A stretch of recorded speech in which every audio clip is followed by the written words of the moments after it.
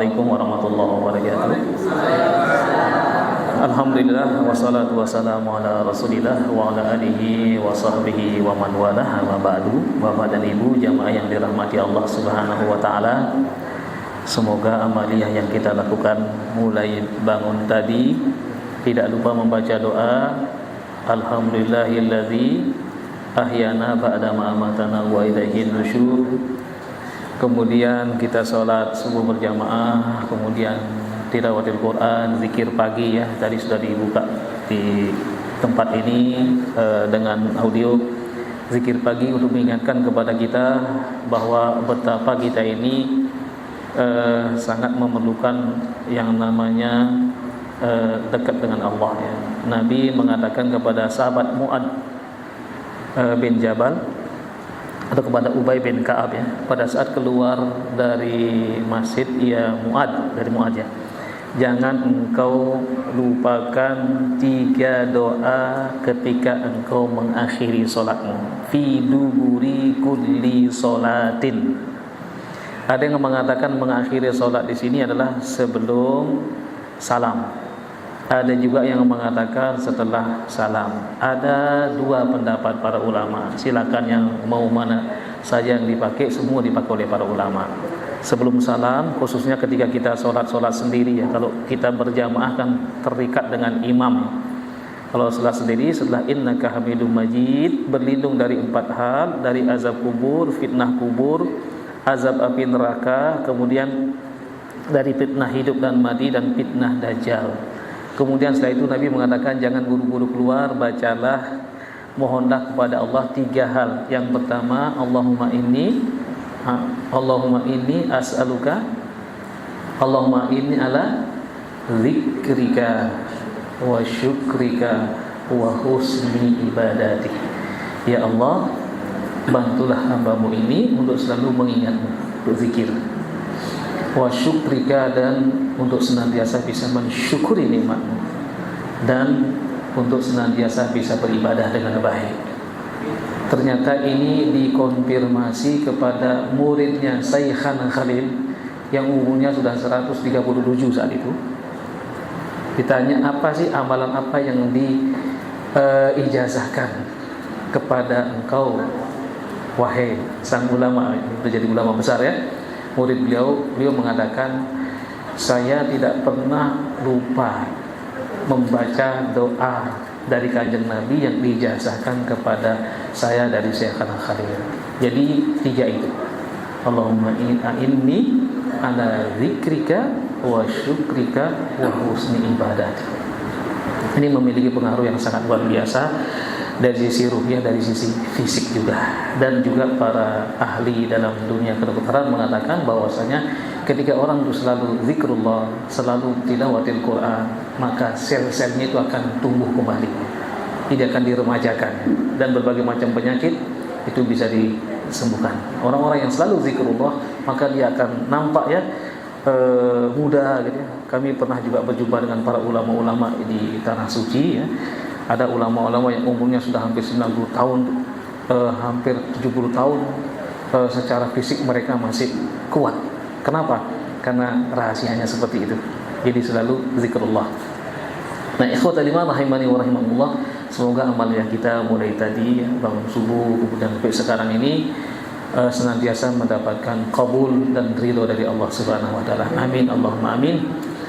Kita akan lanjutkan kembali ya kajian pada kitab As-Sirah An-Nabawiyah. Kita masih di awal-awal, masih tentang urgensi tentang mempelajari Sirah An-Nabawiyah. Ada satu tafsir ya, ketika tafsir As-Sa'di, ini ulama dari Arab Saudi ya, itu menafsirkan firman Allah surah Al-Baqarah ayat 253 ya. Bismillahirrahmanirrahim. Tilkar rusulu faddalna ba'dahum. Itulah para nabi, para rasul ya. Ini ayatnya panjang. Kemudian ini juz yang keberapa? Kedua apa ketiga? Tilkar rusul faddalna ba'dahum ala ba'd. Nah, minhum man kallama Allah. Di antara mereka ada yang diajak bicara sama Allah. Siapa? Siapa yang diajak bicara sama Allah secara langsung? Nabi? Siapa lagi? Rasulullah. Kita lupa, kadang kita sering mengatakan Nabi Musa ya. Memang dia bergelar kalimullah. Kadang diajak bicara sama Allah di Bukit Tur Sina ya, kemudian di Wadil Muqaddas itu. Kalau Nabi lebih tinggi lagi. Di mana diajak bicara? Sidratul Muntaha. Begitu sampai Nabi mengucapkan at-tahiyatu mubarakatus salawat thayyibat. Begitu mengucapkan itu, salam penghormatanku kepadamu ya Allah, keberkahan dan kebaikan yang datang darimu. Kemudian Allah mengatakan, assalamu alayka ayyuhan nabiyyu wa rahmatullahi wa barakatuh. Salam sejahtera kepadamu wahai utusanku, keberkahan dan juga rahmat senantiasa menyertai. Nabi menjawab, assalamu alayna wa ala ibadillahi shalihin. Terjadi dialog ya. Salam sejahtera kepada kami dan hamba-hambamu yang soleh. Masya Allah, Nabi tidak pernah berpikir untuk dirinya sendiri. Dia selalu berpikir untuk umatnya. Ummati, ya. Selalu memikirkan umatnya. Sampai dipanggil di tempat yang sangat tinggi sekali ya. Tempat yang paling tinggi, beliau tidak lupa dengan orang-orang yang ada di bumi, dari sahabat-sahabatnya dan kita semuanya ya. Bahkan beliau ketika Allah mengatakan, ya Muhammad, kalau sekiranya gunung-gunung yang di Mekah, yang di Taif itu engkau inginkan aku jadikan emas, semua aku jadikan emas. Tidak ya Allah, aku hanya minta satu saja. Apa yang diminta sama Nabi? Syafaat untuk umatnya. Allahumma shalli ala sayyidina wa ala sayyidina Muhammad ya. Nah, wa rafa'a ba'dhum darajat. Ada yang Allah angkat derajatnya. Di para nabi-nabi ini diangkat derajatnya. Sampai saat sekarang ini tidak ketahuan di mana meninggalnya Nabi siapa? Wadhkur fil kitabi Idris innahu kana siddiqan nabiyya wa rafa'nahu makanan aliyya. Nabi Idris meninggalnya di mana? Di langit. Hah? Kita belum pernah ziarah ke sana ya. Di mana meninggalnya? Begitu sampai di langit keempat, Malakul Maut. Nah, ini sudah ke sini. Katanya kalau dicabut nyawanya di sana. Kuburannya di mana wallahu taala alam. Itu Nabi Idris ya. Wa rafa'nahu makanan aliyya. Ulaika alladziina an'ama Allahu 'alaihim minan nabiyyina min dzurriyyati Adam wa mimman hamalna ma'a Nuh wa min dzurriyyati Ibrahim wa Israila wa mimman hadaina wa istabaina idza tusla 'alaihim ayatul rahman kharru sujada wa bukiya. Di dalam surah Maryam tersebut, di situ Nabi Yakub Israel dua kali dalam Al-Qur'an ya, surah Maryam dan dalam surah Ali Imran. Baik, apa kata Imam As-Sa'di? Qala As-Sa'di, ini sudah kuning belum ya? Enggak kuning. Kok jadi merah ya? Tahu. Ini kan saya nggak bisa ngasih warna kuning belakangnya supaya jadi kitab kuning gitu ya. Nah, ini kan kitab kuning, inilah kitab kuning tuh ya ini gitu ya. Jadi tulisannya gundul-gundul ya. Fakullul anbiya, semua nabi, para nabi. Anbiya dibentuk jamak dari nabiyun, nabiyani anbiya. Dikatakan nabi, anbiya karena apa? Dia membawa berita dari Allah. Bismillahirrahmanirrahim. Amma yatasaalun anin naba'il azim. Dinamakan nabi karena membawa berita dari Allah Subhanahu wa taala. Kemudian dinamakan rasul karena membawa risalah. Ada nabaun, ada risalatun ya. Jadi risalah itu dalam bentuk tulisan ya. Nabaun bisa dalam bentuk berita-berita yang Nabi sallallahu alaihi wasallam sampaikan ya. Nah, lau, perhatikan kata Imam As-Sa'di, lau adraku sekiranya para nabi-nabi ini, rasul-rasul ini adraku itu mendapati atau bertemu ya Muhammadan, bertemu dengan Muhammad sallallahu alaihi wasallam, la wajaba alaihim al-imanu bihi. Semuanya nabi-nabi ini beriman, mengimani Nabi Muhammad sallallahu alaihi wasallam.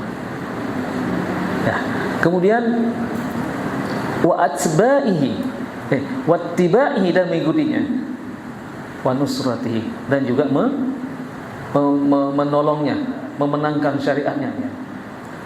Wa kana huwa imamuhum, dia Nabi Muhammad imamnya, wa muqaddimuhum, dan yang akan berada di barisan pertama, wa matbu'uhum, dan juga diikuti. Kalau sekiranya mereka berjumpa dengan Nabi Muhammad, semuanya akan mengikuti. Umar pernah dikatakan ya Umar, karena ketika itu beliau memegang lembaran Taurat. Lau kana Musa hayyan, kalau Nabi Musa hidup, lattabani, dia akan mengikuti aku. Ini menunjukkan tentang hadis yang berikutnya nih. Ini hadis ya, ini penjelasan. Wa an Abi Hurairah radhiyallahu anhu, dari Abu Hurairah sahabat Nabi yang masuk Islam pada tahun ke-7 ya, pada saat terjadi perang Khaybar. Beliau datang dari negeri bagian dari negeri Jazirah Arab yang bagian selatan. Beliau bernama Abdurrahman bin Sakhr ad-Dausi, dari suku Dausi. 3 tahun berjumpa dengan Nabi, tapi beliau paling banyak menghafal hadis-hadis. Ketika ditanya, kenapa engkau banyak menghafal hadis, wahai Abu Hurairah? Dia mengatakan, ya, saya ini selalu bersama Nabi mulazamah di masjid. Kadang dinamakan sehari, 2 hari, 3 hari pernah enggak makan. Sedangkan sahabat-sahabat lain itu mereka berniaga, mereka pergi ke kebun ya, pergi ke berdagang ya. Sedangkan aku ini adalah khusus, jadi menghafal hadis Nabi. Dulu awal-awalnya aku belajar hadis, menghafal hadis, aku sering lupa. Kemudian Nabi mendoakan aku, setelah didoakan aku tidak pernah lupa. Masya Allah. Ini sahabat Abu Hurairah ya. Beliau mengatakan annan Nabiyya sallallahu alaihi wasallam qala, bahwa Nabi sallallahu alaihi wasallam mengatakan ana sayyid. Nah, ini salah satu dalil kenapa kok kita ucapkan Allahumma shalli ala sayyidina Muhammad. Ini saya sayyid. Nah, orang ketika membaca sebuah hadis Nabi, la tutruni kama atratin nasara ala ibni Maryam. Jangan kamu berlebih-lebihan kepadaku sebagaimana berlebihannya orang Nasrani kepada Ibnu Maryam, Isa bin Maryam. Apa yang mereka lakukan? Orang Nasrani mengatakan Isa adalah putranya Allah. Wa qalatil yahulu Uzairun binullah. Wa qalatin nasara al-masih binullah. Ini maksudnya gitu ya. Jangan kau lebihkan aku, jangan kau jadikan aku ini seperti Isa, sebagaimana kata orang-orang Nasrani. Kira-kira kata Sayyid ini bermakna ke situ apa tidak? Tidak. Jadi kadang-kadang orang yang enggak boleh pakai Sayyid. Ya, kan ada sampai membid'ahkan itu ya. Pernah dengar? Bid'ah ada, enggak boleh pakai Sayyid. Padahal kalau coba anda buka semua khutbah di Mekah dan Madinah, itu ketika mereka berkhutbah semua mengatakan wa asyhadu anna sayyidana Muhammadan sallallahu alaihi wasallam. Itu semua rata-rata menggunakan seperti itu ya. Nah, jadi para ulama-ulama salafus saleh, jadi tidak ada satupun perkataan yang keluar dari Imam Abu Hanifah ketika menyebut nama Nabi Muhammad mengatakan Sayyidina Muhammadin sallallahu alaihi wasallam. Semua mereka menggunakan sayyid. Ana sayyid. Saya ini pemimpin, penghulu. Sayyidu waladi Adamah.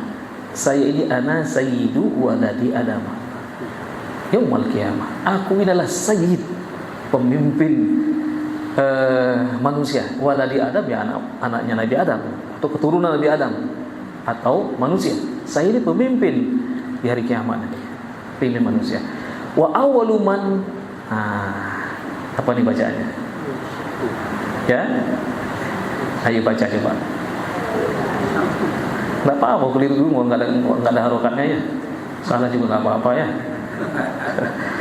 Wa awwalu man yunshaqqu, yang pertama kali nanti akan yunshaqqu ini maksudnya adalah dari kubur. Yunshaqqu anhul qabr, yang pertama kali nanti keluar dari kuburan.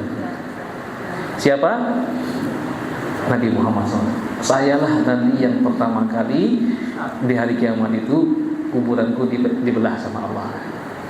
Dan pertama kali juga memakai pakaian. Wa awwalu syafi', dan orang yang pertama memberikan syafaat. Ada keistimewaan yang diberikan kepada Nabi Muhammad yang tidak pernah diberikan kepada nabi-nabi sebelum Nabi Muhammad. Yang pertama adalah dalam Sahih Muslim ya, Bukhari juga ada, nusirtu birru'bi masiratas sahr. Aku diberikan satu kewibawaan ya. Jadi ketika akan menyerang musuh, ketika terjadi perang, mereka berjalan dalam 1 bulan perjalanan, mereka sudah ketakutan. Ini nanti orang-orang yang belum masuk Islam pada saat ikut perang Badar itu merasakan sendiri. Mereka mau keluar dari rumahnya, ada yang ngebalik ya. Keluar sampai di perbatasan, balik lagi ke Mekahnya. Bahkan sudah pertengahan, balik ya. Bahkan sudah sampai ya, itu mereka balik. Mereka takut sekali gitu ya. Ini keistimewaan yang pertama. Demikian juga sahabat-sahabat Nabi. Yang kedua adalah wa uhillat liyal maghanim, dihalalkan bagiku harta rampasan perang. Jadi kalau nabi-nabi terdahulu tidak boleh memakan harta rampasan perang. Kisah yang sangat menarik yang dikisahkan oleh Nabi adalah seorang nabi yang bisa menahan matahari. Siapa? Muridnya Nabi Musa, Nabi Yusha bin Nun. Ketika terjadi penaklukan Baitul Maqdis, karena Nabi Musa tidak berhasil membawa Bani Israel ini masuk ke Baitul Maqdis, karena mereka penakut ya. Inna fiha qauman jabbarin, di situ ada kaum yang jabbar, yang bengis, yang kejam. Kami tidak akan pernah masuk selama mereka berada di sana. Itu diabadikan oleh Allah dalam surah Al-Maidah. Kemudian mereka dikutuk oleh Allah dengan doa Nabi Musa, qala rabbi inni la amliku illa nafsi wa akhi. Aku tidak memiliki siapapun di dunia ini kecuali aku dan saudaraku ini, Nabi Harun. Pisahkan kami dengan mereka ya Allah, kaum yang fasik. Hanya mereka tersesat selama 40 tahun di tempat itu. Tempat itu namanya sekarang Ardun, bumi tersesat. Di situ ada makam ya. Makam belum tentu kuburan. Kalau maqamun wa darih, makam dan dorih itulah jasad, itu kuburan. Di situ ada makamnya. Kalau kita dari perbatasan Jordania, kita sebelum masuk ke Baitul Maqdis, nanti di situ kita berjumpa dengan makam Nabi Ibrahim. Itu dikunjungi oleh seluruh dunia, dan belum tentu itu kuburannya. Itulah petilasan tempat beliau bermunajat di situ. Kuburannya di mana? Wallahu taala. Setelah 40 tahun bangkitlah seorang Yusha bin Nun yang dulu ikut mengantar Nabi Musa berjumpa dengan Nabi Khidir. Itu dianggap menjadi nabi oleh Allah Subhanahu wa taala, dan beliau yang berhasil membawa Bani Israel ke Baitul Maqdis. Pada saat akan terjadi perang, matahari sudah menjelang asar, sudah asar. Wahai matahari, innaki ma'murah, engkau ini diperintahkan oleh Allah, terbit dari timur, tenggelam di barat. Wa ana ma'murun kadzalik, saya juga mendapatkan perintah dari Allah. Nah, kemudian beliau berdoa, ya Allah, ya Rabb, ihbisha lana auli, ya Allah, tahanlah matahari itu untuk bukan awan, jangan turun hujannya. Bukan panggil-panggil awannya, bukan. Tetap kepada Allah yang punya. Ya Rabb, ihbisha lana, ya Allah, tahanlah matahari itu untukku. Kemudian terjadi perang. Sebelum matahari terbenam, matahari tetap diam di situ. Nabi Yusha berserta pasukannya, kaum Bani Israel ini, itu memenangkan peperangan dan dikumpulkanlah harta rampasan perang. Pada saat itu semuanya dikumpulkan dan semuanya dilalap oleh api. Nah, Rasulullah mengatakan umat-umat terdahulu, nabi-nabi terdahulu tidak diizinkan untuk mengambil harta rampasan perang. Betul-betul berperang pada saat dari zaman dulu adalah karena Allah Subhanahu wa taala. Oleh karena itu pesan beliau 3. Yang baru nikah jangan ikut perang. Yang baru bikin rumah belum menyelesaikan atapnya jangan ikut perang. Kemudian yang ketiga, yang beli onta atau beli domba yang sudah bunting, jangan ikut perang katanya. Karena nggak dapat apa-apa nanti. Daripada nanti di sana nyusahin orang ya, berharap-harap ternyata nggak dapat apa-apa ya. Itu pesan beliau sebelum perang. Nah, Nabi mengatakan satu-satunya Nabi yang bisa matahari tertahan itu adalah Nabi Yusha bin Nun. Nah, baik ikhwatal iman rahimani wa rahimakumullah. Jadi yang kedua tadi ya, dihalalkan bagiku harta rampasan perang. Yang ketiga, waju'ilat liyal ardu masjidan wa tahuran. Dihalalkan dijadikan suci bagiku bumi ini seluruhnya ya. Dijadikan masjid, tempat sujud dan suci. Ayyuma mri'in adrakat us-shalah. Dimanapun kalian menemukan waktu sholat, fasalli, sholat. Jadi jangan ada alasan, wah saya nggak menemukan masjid, saya sudah pergi ke Uni Soviet misalnya, saya nggak ketemu masjid, atau pergi ke Cina nggak ketemu masjid. Di mana saja itu buminya Allah, tetap sholat ya. Kemudian yang keempat, nah ini yang keempat adalah Nabi mengatakan wa utitu asy-syafa'ah. Aku diberikan syafaat oleh Allah. Yang kelima dulu baru kita bahas yang syafaat tadi. Yang kelima adalah wa bu'itsa nabiyyun ila qaumihi wa bu'itsu ila kafatin nas. Kalau nabi-nabi terdahulu diutus kepada kaumnya, aku ini diutus kepada seluruh umat manusia. Wa ma arsalnaka illa rahmatan lil alamin. Sehingga la nabiyya ba'di. Lau kana nabiyyu ba'di lakana Umar. Tidak ada nabi setelah aku. Kalau sekiranya ada nabi, maka Umarlah nabinya katanya. Karena perkataannya Umar ini mengandung wahyu. Nah, jadi sudah jelas Nabi Muhammad adalah nabi yang terakhir. Tapi masih ada orang-orang yang percaya dengan adanya nabi. Di Jazirah Arab ada nabi, zaman nabi muncul 30-an. Di Indonesia pun ada nabi. Ya, nabinya dipenjarakan dulu ya. Musaddiq ya. Terus ada lagi yang lain, Nabi Jasun. Itu Jasun? Jawa Sunda ya. Muncul perbatasan Jawa Tengah dengan Jawa Barat kalau nggak salah itu nabinya Jasun. Macam-macam orang percaya saja. Itulah Indonesia ya. Indonesia merdeka ya. Baik, kita kembali ke sini. Akulah yang diberikan syafaat. Wa awwalu syafi'in. Semua nabi nggak ada yang mampu. Hari kiamat, semua miliaran manusia menuju kepada triliunan manusia menuju kepada Nabi Adam. Nabi Adam mengatakan, aku tidak berani. Aku belum pernah menemukan atau melihat Allah semurka ini. Allah sangat murka sekarang. Nabi-nabi ada yang berani. Pergilah temui awwalur rusulin, rasul yang pertama. Siapa? Nabi Nuh. Nabi Nuh pun mengatakan, aku tidak bisa. Izhab ila Khalilur Rahman. Pergilah temui kekasih Allah, itu Nabi Ibrahim. Nabi Ibrahim mengatakan aku tidak mau, tidak bisa. Semua mengatakan belum pernah melihat betapa murkanya Allah pada saat ini. Kemudian izhab ila kalimullah, pergilah temui kalimullah, Nabi Musa alaihissalam, orang yang nabi yang pernah diajak bicara langsung sama Allah. Nabi Musa pun mengatakan aku tidak berani, tidak bisa. Izhab ila ruhillah, temui ruhnya Allah. Siapa? Nabi Isa alaihissalam, ruhuhu wa kalimatu. Kemudian Nabi Isa mengatakan saya tidak bisa. Kira-kira makamnya Nabi Musa di mana? Nabi Isa? Nabi Isa di mana sekarang? Berarti umur Nabi yang paling banyak siapa? Umur Nabi yang paling panjang? Nabi Isa. Nanti bisa dibaca di akhir surah An-Nisa ya. Jadi wa ma qataluhu wa ma salabuhu walakin syubbiya lahum bal rafa'ahu Allah ilaihi. Dia tidak dibunuh, tidak disalib, akan tapi Allah mengangkatnya. Wa ma qataluhu yakina. Ketika membunuh pun mereka ragu-ragu, benar tak Isa ini?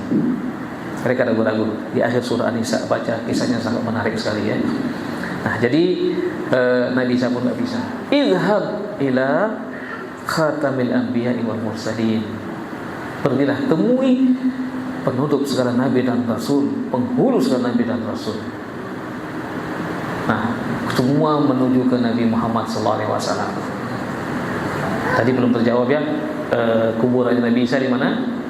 Di samping kuburannya Nabi Muhammad SAW. Ya, di kamarnya Aisyah radhiyallahu anha wa ardhaha. Jadi pada saat Aisyah sudah mau meninggal, bagaimana kalau engkau dikuburkan di sini juga bersama suamimu Nabi Muhammad?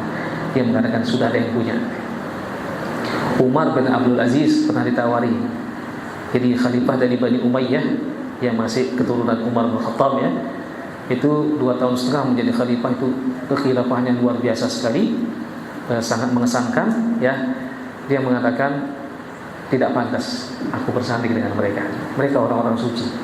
Aku ini banyak dosa. Itu Umar bin Abdul Aziz, bayangkan. Itu sudah ada yang punya. Nah, di dalam hadis dikatakan bahwasanya hadza li akhi. Ini untuk saudara saya. Jadi akhi itu bisa akhi dalam Islam, bisa akhi dalam ini ya. Dalam rahim, satu darah.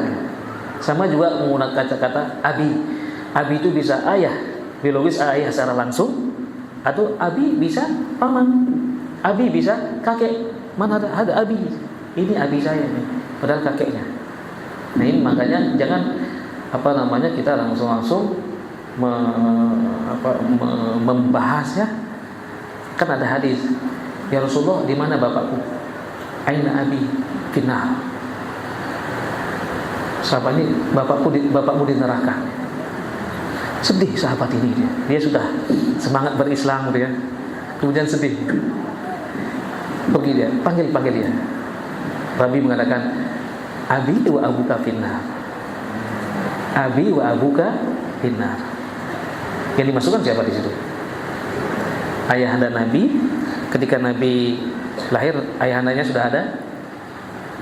Umur 6 bulan beliau meninggal dalam kandungan.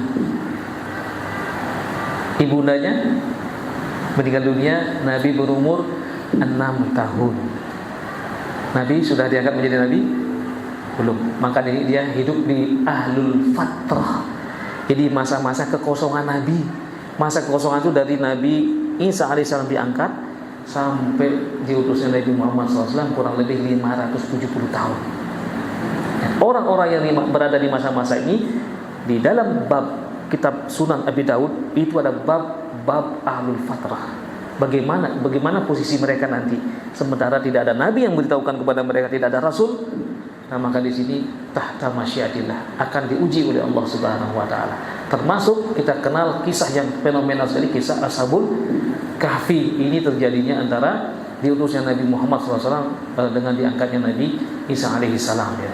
Nah, jadi orang-orang yang beriman pada masa itu, maka mereka adalah berada di masa fatrah dan akan di bawah masyiatillah subhanahu wa ta'ala. Termasuk ayah dan Nabi.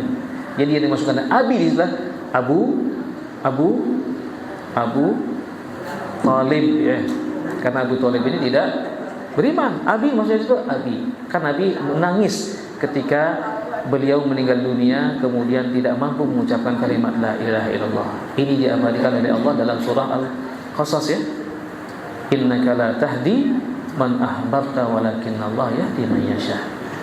Jadi sebenarnya engkau wahai Muhammad tidak akan pernah bisa mampu mengarahkan, memberikan hidayah kepada siapapun ya, sekalipun orang itulah dekat denganmu. Siapa yang mengatakan bahwa Abu Thalib tidak punya andil dalam Islam, luar biasa.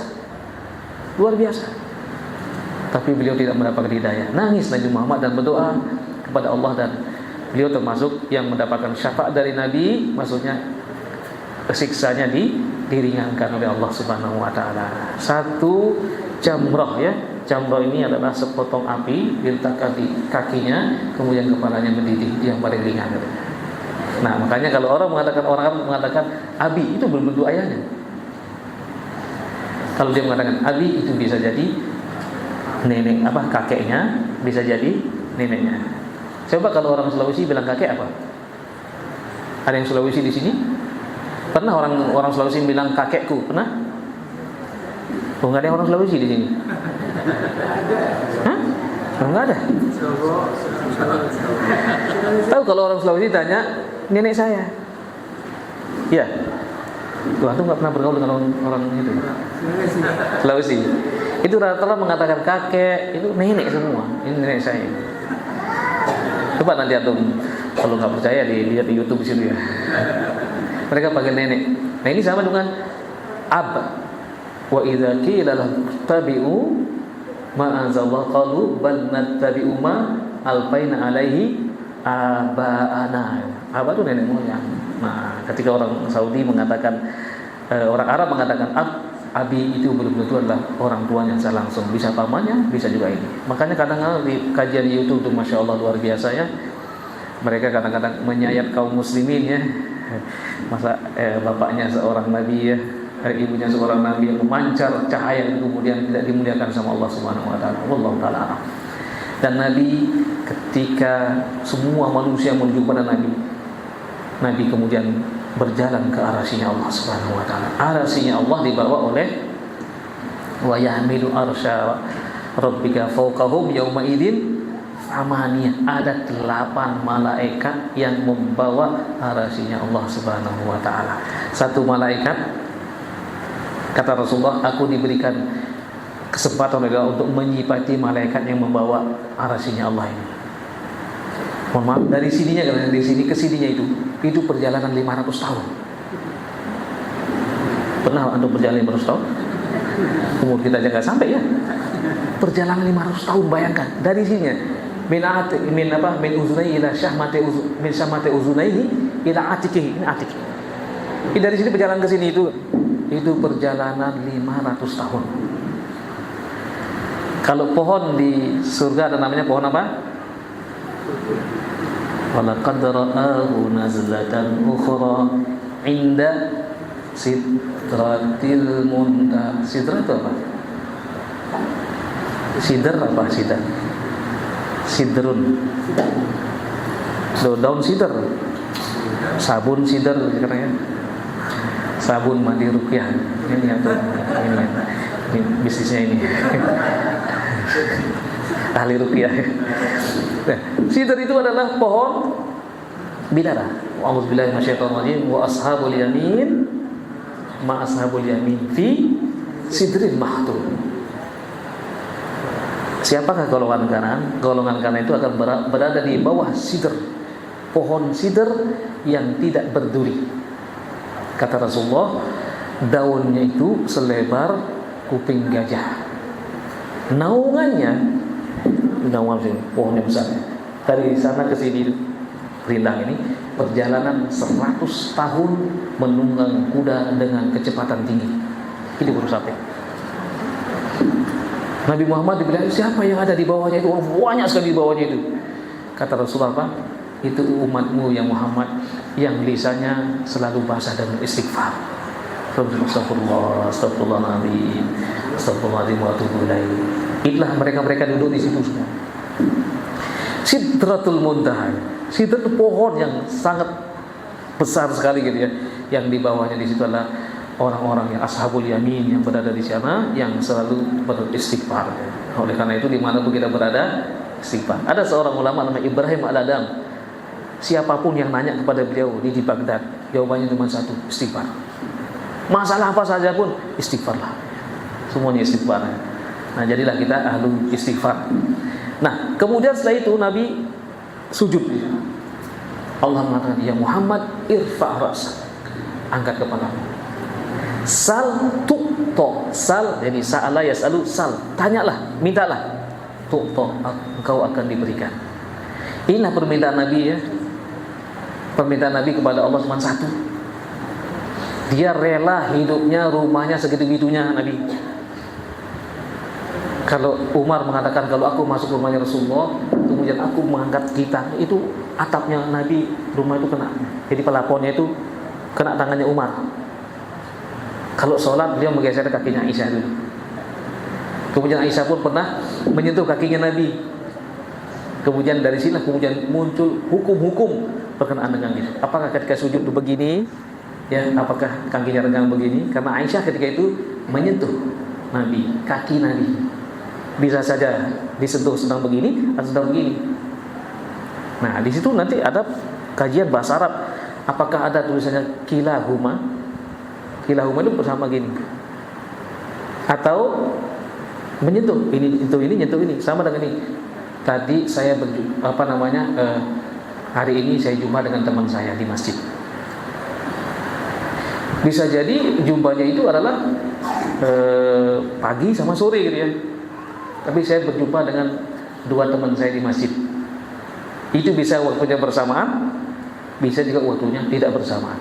Jadi kalau kita ngaji bahasa Arab, masya Allah luar biasa. Tapi Nabi mengatakan, baiti jannati, rumahku adalah surgaku. Rumahnya segitu-segitunya. Ya sekarang yang jadi kuburannya, ya jadi itulah rumahnya Nabi itu. Jadi sangat sederhana sekali, tapi beliau mementingkan umatnya. Beliau sangat prihatin sekali saat beliau pulang dari Isra dan Mi'raj. Lau ra'aitum ma ra'aitu. Kalau kalian melihat apa yang kulihat, la bakaitum katsiran wa la dahiktum qalilan. Kalian akan lebih banyak menangis daripada banyak tertawa, kata Nabi sallallahu alaihi wasallam. Makanya beliau terinspirasi dengan ayat 118 ya, surah Al-Maidah. Beliau tidak tidur semalaman, baca ayat itu terus sampai pagi.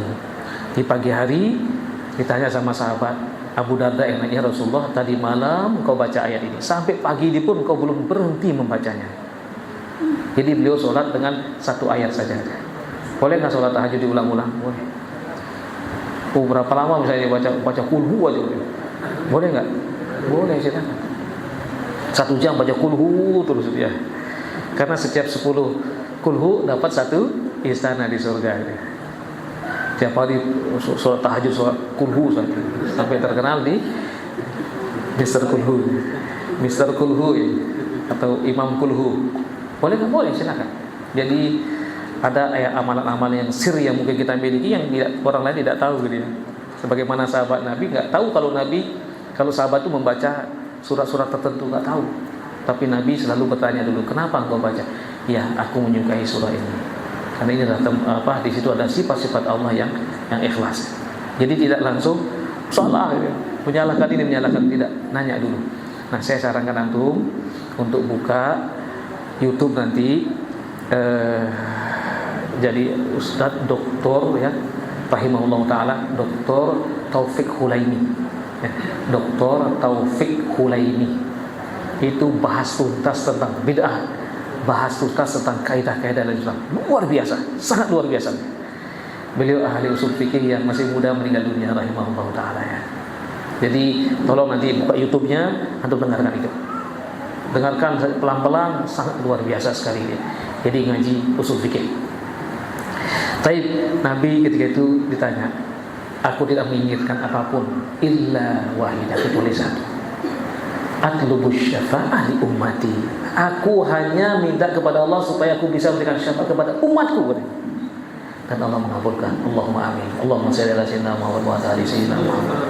Wa awwalu syafi' wa awwalu musyafa'. Yang pertama diberikan syafaat, dan wa awwalu musyafa', dan aku pertama kali mendapatkan syafaat dari Allah. Ini subhanallah. Rawahu Muslim. Diriwayatkan Imam Muslim. Nah, perhatikan apa kata Imam Nawawi. Imam Nawawi ada dua ya. Ada Imam Nawawi Al-Bantani. Imam Nawawi Al-Bantani, kuburannya sudah sekian lama di Mekah tapi masih utuh ya. Itu dari Banten, ulama Banten. Termasuk Syekh Khalil itu berjumpa dengan beliau dulu. Ada Imam An-Nawawi Abu Zakaria Asy-Syafi'i. Ini hidupnya di negeri di Nawa. Nawa itu adalah satu wilayah yang ada di Syam. Jadi Nawa. Kalau Nainawa beda lagi. Nainawa beda lagi. Nainawa ini tempat Nabi Yunus diutus di Irak. Namanya Kampung Nainawa. Nah, kalau ini beda, Nawawi. An-Nawa ya, yang berada di Syam, yang ada di Syria. Dia seorang ulama besar, meninggalnya masih muda. Jadi karangan beliau itu lebih banyak daripada umurnya. Beliau meninggal dunia umur 43 tahun, tapi karangannya luar biasa banyaknya. Imam Nawawi ya. Qala An-Nawawi wa hadzal hadis. Hadis ini dalilun li ta'dhilihi sallallahu alaihi wasallam. Ini dalil, hadis ini menunjukkan tentang keutamaan Nabi sallallahu alaihi wasallam alal khalqi kullihim, di terhadap ciptaan Allah secara keseluruhan. Li'anna mazhab ahli li'anna madhhab ahli sunnati annal adamin afdalu minal malaikat. Madhhab ahli sunnah, jadi ahlu sunnah wal jamaah itu mengatakan bahwa manusia lebih afdal daripada malaikat. Kenapa? Malaikat disuruh sujud kepada Nabi siapa? Nabi Adam. Wa idh qulna lil malaikati isjudu li adama fasajadu illa iblis. Semua mereka sujud. Dia menunjukkan bahwa Nabi Adam itu lebih mulia, di manusia lebih mulia. Nah, setelah Nabi Adam alaihi salam dikeluarkan dari surga, ketika itu betul-betul dia tobat, dan iblis mengatakan, aku akan sabar menunggu keturunannya. Nabi Adam gak bisa lagi digoda, tapi keturunannya bisa. Beda ya, pokok itu beda dengan cabang-cabang, itu sudah beda ya. Nah, wa huwa sallallahu alaihi wasallam afdalul adamin wa karim, dan beliau adalah termasuk manusia paling mulia di antara manusia yang ada. Di antara manusia yang ada. Padahal kalau menurut logika kita ya, yang berhak memberikan syafaat siapa? Kakek kita ya, Nabi Adam, karena langsung diciptakan sama Allah, sempurna. Tapi kenapa kok Nabi Muhammad SAW? Nah, ini nanti ketika kita belajar sirah nabawiyah kita akan memahaminya. Nah, aqwalul ma'thurah, kalau dikatakan ma'thur, jadi kan al-ma'surat ya, tahu artinya?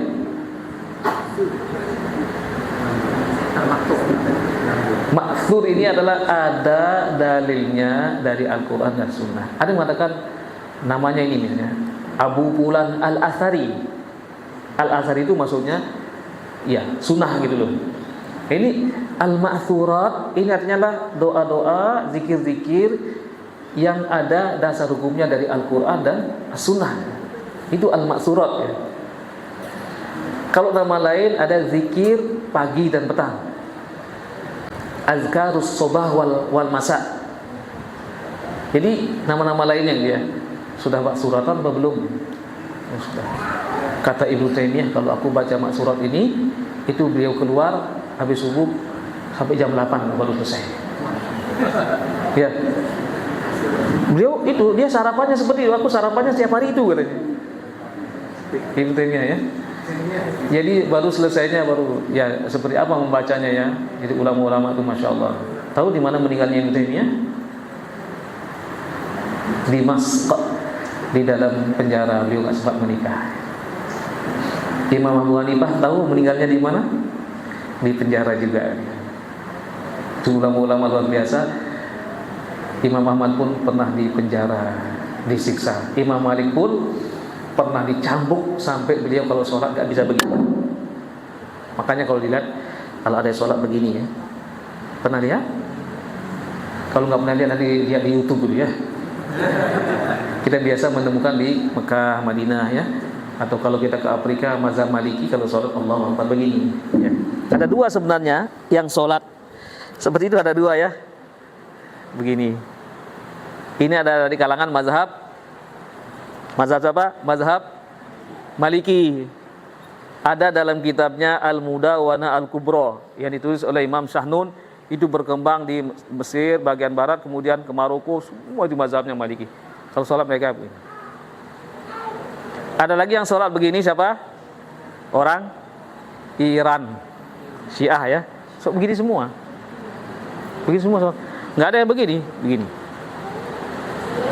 Nah, jadi kalau yang mazhab Syafi'i biasanya Allah, maksudnya sampai di sini biasanya. Yang nyentuh ini Imam Abu Hanifah. Ini Imam Syafi'i. Beliau ma baina surrati wa. Kalau yang Hambali biasanya kita perhatikan kalau ada sholat begini dia. Agak ke atas ya. Kalau mazhab Hanafi ya, Ustaz ya. Kalau yang gini saya nggak tahu dia. Ada juga, ada. Tapi saya lebih memilih kepada yang itu tadi, di sini atau di sini dia. Itu kembali lagi tadi, kalau mazhab Maliki sekali lagi ya, Itu di dalam kitabnya Al-Mudawwanah Al-Kubra, itu sekian jilid. Kenapa Imam Malik ya, Malik bin Anas ini, karena memang tidak bisa begini. Ada dalam kitabnya itu, kalau dibaca dengan lengkap, insya Allah Imam Malik dulu awalnya ya sama sholatnya. Cuman karena beliau ini fatwanya itu menyalahi pemerintah pada saat itu, kemudian beliau dicambuk, kelilingkan dicambuk, sehingga beliau kena penyakit salasul baul. Salasul baul ini adalah penyakit yang anyang-anyangan ya.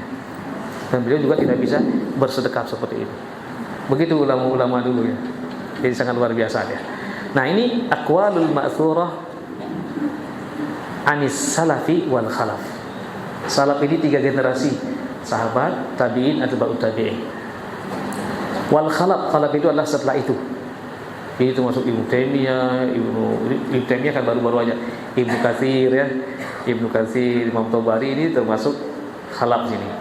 Fi ahamiyat Sirat Nabawiyah mengatakan di sini, perhatikan. Saya akan ke sini sekarang ini.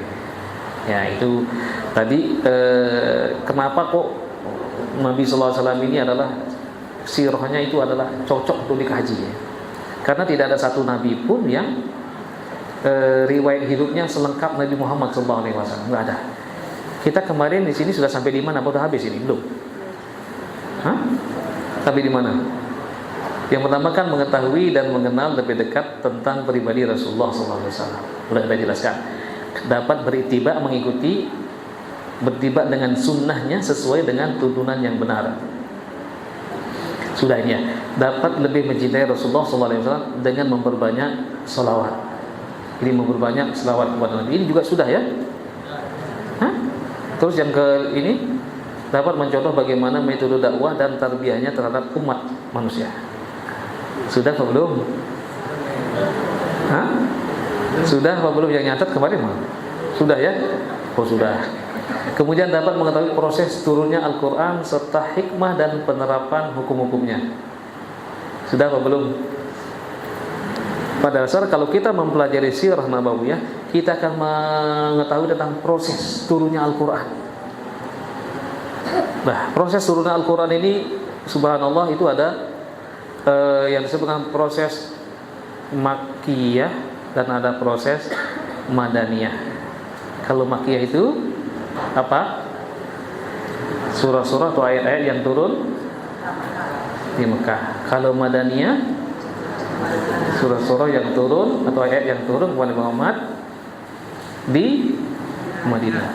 Kalau yang turunnya bukan di Mekah dan Madinah namanya apa? Nah, bingung kan? Ada ayat yang turun di bagian Mekah ya, di Mina ya, di Arafah. Itu bukan bagian dari Mekah dong. Bahkan ada yang turun nanti di Badar ya, surah Al-Anfal itu. Kemudian ada yang turun antara Mekah dan Madinah, surah Al-Fatah. Turun pada tahun ke-6 Hijriah ya. Pada saat Nabi SAW melakukan ibadah umroh yang pertama dengan 1.500 orang. Ya, kita nggak bisa bayangkan bagaimana pada saat itu Nabi membawa sekian banyak orang pergi ke Bir Ali, mereka harus mandi di situ, berwudu di situ. Ya. 1.500 orang itu berapa bis? Mereka jalan kaki. Jadi ke Mekah, begitu sampai di Hudaybiyah, ternyata dihadang, tidak boleh umroh. Hudaybiyah ke Mekah itu sudah ya kurang lebih 25 atau 30 kiloan. Sudah mau sampai ya. Sudah sekarang masuk wilayah Mekah dan di situ menjadi batas tanah haram. Jadi setelah Hudaybiyah ya, Hudaybiyah termasuk mikot sekarang, mikot penduduk Mekah. Sampai di situ beliau dihadang, tidak boleh umroh, disuruh balik ke Madinah. Kalau baliknya naik pesawat gak apa-apa ya, ini jalan kaki lagi gitu ya. Panasnya seperti itu. Sekarang ini saja banyak jemaah kita yang sampai di Jeddah, sampai di Jeddah ada, sampai di Madinah ada, kemudian dibalikan ke Indonesia. Masih mending dibalikin ya, naik pesawat lagi. Kok dulu harus jalan kaki sekian lama, sekian hari. Bayangkan pada saat beliau haji saja berangkat tanggal 24 Zulqa'dah sampai di Mekah tanggal 4. Jadi tanggal 4 Zulhijjah beliau tawaf. Tanggal 4 Zulhijjah itu berapa hari? Jalan kaki ya. Tidak hanya membawa dirinya sendiri, tapi juga bawa onta, bawa kambing gitu.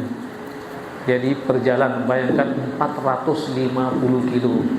Dari sini kemana kira-kira?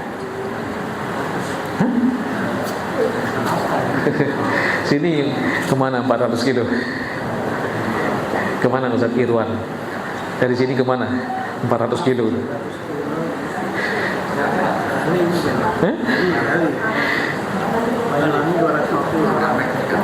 Bali belum sampai itu 400.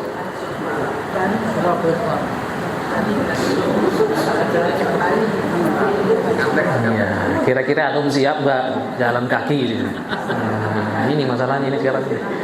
Nggak usah jauh-jauh lah gitu ya. Setiap hari Ahad kemana? Dari sini ke Perak gitu ya. Dari sini ke Bangil ya. Iya, kita jalan harus rajin-rajin jalan kaki gitu ya. Supaya sehat.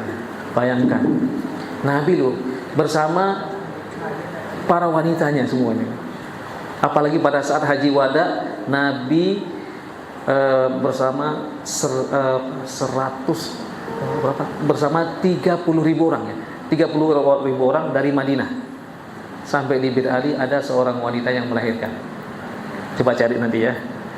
Lahir anaknya kemudian ikut bersama Nabi sampai ke Mekah. Dalam keadaan nifas. Bayangkan.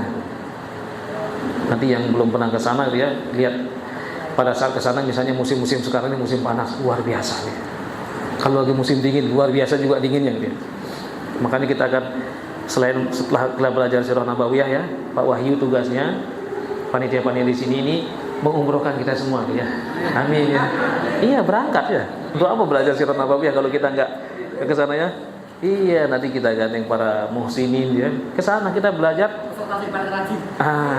Amin amin. Ya. Nanti kita ke sana gitu ya. Kenapa? Kita langsung tahu ini loh, di sini tempat rumahnya Nabi dulu, rumahnya ayahanda Nabi yang meninggal dunia di Madinah ya. Turun ayatnya seperti ini, Masya Allah luar biasa dia. Nanti kita bikinkan harga yang murah-murah ya. Antum mengelola nanti. Betul. Kita bisa kok. Kenapa nggak bisa ya? Kita bikinkan harga yang murah-murah, nanti kita ke sana ngelihat situs langsung deh. Nanti kalau setelah sampai di situ, kita pergi lebih jauh lagi ya. Pergi ke kemana? Ke Syam ya. Pergi ke Palestina. Kita keliling di sana, kita bisa masuk ke Masjidil Aqsa gitu ya. Jadi banyak juga situs-situs sejarah ya. Negerinya para nabi dan para rasul dan merupakan negeri akhir zaman. Alaikum bisyam, Nabi. Pergilah kalian ke Syam, pergilah kalian ke Syam. Sehingga banyak sahabat-sahabat Nabi yang meninggal dunia di sana pada saat di masanya Umar Ibn Khattab menjadi penguasa dan terjadi penyakit ta'un. Termasuk Aminu hadhil ummah Abu Ubaidah Ibn Jarrah meninggal di situ. Termasuk muazzin Nabi siapa? Bilal bin Rabah. Termasuk siapa lagi? Orang ahli fikih terkemuka di zaman Nabi, Mu'ad bin Jabal, dan termasuk Saifullahil Maslul, pedang Allah terhunus, meninggalnya di Damaskus. Khalid bin Walid. Kalau kita nggak ke sana gimana? Kita belajar sirah harus ada aplikasinya gitu ya. Nah, insyaallah ya, mudah-mudahan kita punya rezeki semua dan mungkin ada orang yang ingin memberangkatkan kita nanti. Nah, ini kembali lagi bahwa Nabi sallallahu alaihi wasallam ketika umroh tahun ke-6 dihadang, pulang kamu ke Madinah. Maka muncullah perjanjian Hudaybiyah. Nabi ketika itu ketika mengatakan kepada Ali, tulis min Muhammad Rasulullah. Ketika itu orang kafir Quraisy mengatakan tidak, kami tidak mengenal Rasulullah. Tulis saja Muhammad bin Abdullah. Kata Rasulullah, Ali hapus. Hapus kata Rasulullahnya. Bayangkan antum. Ini simbol yang Allah mengatakan Muhammadun Rasulullah walladzina ma'ahu asyidda 'alal kufar. Hapus kata Rasulullah. Perhatikan. Ketika itu Umar sudah geram sekali ini, Umar bin Khattab ya. Telah selesai. Nah, makanya di situ Ali bin Abi Thalib enggak mau menghapus. Pegang tanganku kata Rasulullah. Tunjukkan mana. Rasulullah tidak bisa membaca dan juga tidak bisa menulis. Rasulullah yang hapus ini. Nah, Ali bin Abi Thalib ini kan perintah Rasul tuh. Tapi beliau mendahulukan adab. Mendahulukan adab. Tidak mau. Makanya di sini kata dalam hadis dalam Al-Qur'an, jangan kamu memanggil Muhammad dengan panggilan kamu. Makanya para ulama salafus saleh kalau mereka berselawat mengucapkan Allahumma shalli ala sayyidina Muhammad. Kita memanggil orang yang lebih tua daripada kita manggil Pak. Kita manggil ini. Kalau misalnya ada sambutan orang-orang penting yang mulia, al-mukarram dia, kemudian yang terhormat, masa kita manggil kita Muhammad, hanya manggil Muhammad saja? Ini mendahulukan adab daripada perintah. Ini berdasarkan penjelasan dari Syekh Jum'ah, ulama dari Mesir. Kenapa kok kami tetap mengucapkan selawat dan mengucapkan Allahumma shalli ala sayyidina Muhammad? Karena itu kita mendahulukan adab. Kita beradab dengan Rasulullah, karena Rasulullah bukan manusia biasa. Rasulullah bukan manusia biasa. Nah, setelah selesai, Umar ketika itu, ya dalam hal ini sangat geram sekali gitu ya. Kenapa kita nggak perang saja? Umar dengan Rasulullah terpaut umurnya 13 tahun ya. Sudah pernah saya sampaikan. Jadi berarti pada saat perjanjian Hudaybiyah itu terjadi pada tahun ke-6 Hijriah. Nah, pada tahun ke-6 Hijriah berarti 6 tambah 13, 19 tahun Nabi jadi Rasul. Berarti umur Nabi berapa waktu itu? 50 berapa? Umar belum sampai 50 umurnya, masih kenceng-kencengnya gitu ya. Perang saja ya Rasulullah. Ya kalau semuanya orang seperti Umar ya kacau balau semuanya. Karena imannya saja beda gitu ya, hijrahnya saja beda dengan yang lain. Tawab dulu ya, baru siapa yang ingin istrinya menjadi janda, suaminya menjadi janda, maka temui aku di belakang bukit ini. Jadi beliau tidak ada yang berani, jangankan manusia, setan aja takut ya. Kalau Umar jalan di jalan ini Ahmad Yani sini, setannya digegeran sana. Itu luar biasa gitu ya. Nah jadi sosok Nabi Umar bin Khattab ini luar biasa. Nah kemudian setelah selesai itu Nabi memerintahkan semua untuk nyembelih. Tidak ada satupun yang mau. Tidak ada yang boleh semua. Karena masih apa ya mangkal. Bayangkan jalan sekian lama berhari-hari dari Madinah pakai ihram, jalan kaki gitu. Kemudian tiba-tiba disuruh balik lagi, enak aja gitu kan ya. Mungkin kita juga akan ngamuk gitu ya. Kita lebih baik kita mati aja. Tapi Rasulullah demi kemaslahatannya. Ini adalah kemenangan yang tertunda. Kemudian Allah menurunkan ayat, pulang ke Madinah, turun ayat Bismillahirrahmanirrahim, Inna fatahna laka fatham mubina. Sampai ayat 1 sampai 29 turun antara Mekah dan Madinah. Makanya Makkiyah itu adalah surah-surah yang turun kepada Nabi sebelum Nabi hijrah. Kalau Madaniyah adalah surah-surah atau ayat-ayat yang turun kepada Nabi setelah Nabi hijrah. Dan dikelompokkan seperti itu oleh para ulama. Sehingga akan memberikan jawaban kepada mereka yang bertanya, kalau bukan di Mekah dan di Madinah namanya apa? Kan ada ayat-ayat yang turun di Badar, ada yang turun di Tabuk gitu ya. Pada saat terjadi perang Tabuk, perang Mu'tah, itu ayat-ayat ini turun di luar Mekah, di luar Madinah ya. Nah makanya para ulama kita menyebutkan bahwasanya Makkiyah itu adalah surah-surah atau ayat-ayat yang turun kepada Nabi Muhammad sebelum Nabi hijrah, namanya Makkiyah. Kalau sudah hijrah namanya Madaniyah. Wallahu ta'ala alam. Berarti baru satu pembahasan kita nih, masih di awal-awal ya, supaya betul-betul memberikan sebuah fondasi kepada kita nanti betapa pentingnya kita untuk mempelajari as-sirah an-nabawiyah ini.